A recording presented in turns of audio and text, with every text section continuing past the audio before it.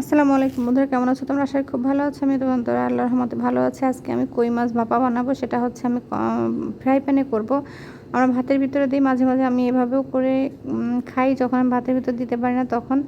আর ভাতের ভিতর দেওয়ার থেকে এটাই বেশি সহজ। যারা ভাতের ভিতরে দিতে মানে সমস্যা হয় তারা এভাবে দিতে পারো।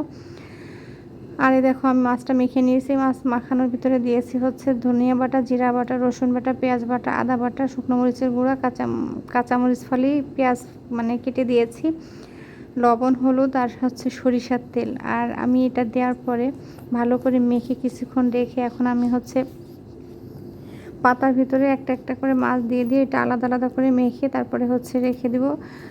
একসঙ্গে দেওয়া যাবে না, একসঙ্গে দিলে হয়তো ভেঙেও যেতে পারে বা মাছ কাঁচাও থাকতে পারে। কাঁচা থাকবে না, মানে আস্তে আস্তে করে রান্না করতে হবে যেহেতু কাঁচা থাকবে না।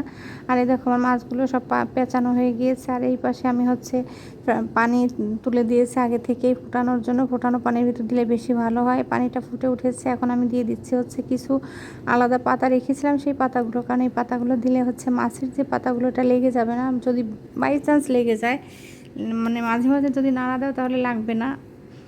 আর নাড়া দেওয়া মানে কি আস্তে আস্তে নেড়ে দিলেই আর কি লাগবে না নিচে, যার জন্য আমি নিচে এমনিতে ওই পাতাগুলো দিয়ে দিলাম। ভাপ উঠলে না এই মশলাটা সব পাতার ভিতরেই চলে যায়। এটাতে কোনো সমস্যা হবে না যে পাতায় কোনো মশলা নেই, এতে ভালো লাগবে কি লাগবে না এটা হয়তো মনে হতে পারে, কিন্তু না। দেখো আমার ভাপটা উঠে যাওয়ার পর আমি পাতাগুলো মাছগুলো যখন দিয়েছি, এখন দেখো আস্তে আস্তে আমি মানে চুলার জালটা কমে দিয়ে তারপর হচ্ছে আমি এটাকে আস্তে আস্তে রান্না করতেছি। আর আমার যে রান্না করা শেষ হয়ে গিয়েছে, দেখতেই পাচ্ছ মাছটা কত সুন্দর, মানে যেমন সেদ্ধ হয়ে গিয়েছে মাছ, তেমন পাতাও সেদ্ধ হয়ে গেছে, নিচেও লাগে না। এত সুন্দর একটা ফ্লেভার আসছিল যেটা বলার মতো না। যারা ভাতের ভিতর দিতে পারো না তারা এভাবে করে দেখো, অবশ্যই করে দেখো, খুবই ভালো হয়। আজকে এই পর্যন্ত। সবাই ভালো থেকে সুস্থ থেকো, আমার জন্য দোয়া করো। আর মাঝে মাঝে আমি তোমাদের জন্য আমার আমার মানে আমি যেভাবে রান্না করি ওই রেসিপিগুলো শেয়ার করব, চেষ্টা করব আর কি। প্রতিদিন পারবো কিনা জানি না। তা যারা নতুন তারা আমার চ্যানেলটা সাবস্ক্রাইব করো, যারা আমার ভিডিওটা দেখো তারা একটা করে লাইক দিয়ে দিও। তোমাদের কাছে আমার অনুরোধ থাকবে।